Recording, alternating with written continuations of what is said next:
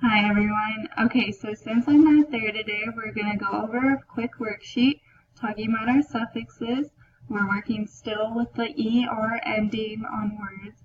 So like what the worksheet says, we have to remember the suffix ER means a person who. So when you take the word teach and you add ER, they become a teacher. So the base word is going to be teach. So the directions for this is read each sentence, underline the base word. We're underlining it, and then we add the ER suffix to it, okay? So just to do a quick couple, there's only 8, so you really can do it on your own. To start, who am I? Take the base word. What would the base word be? Farm. And we're going to add ER to the ending, and they become a farmer. Great.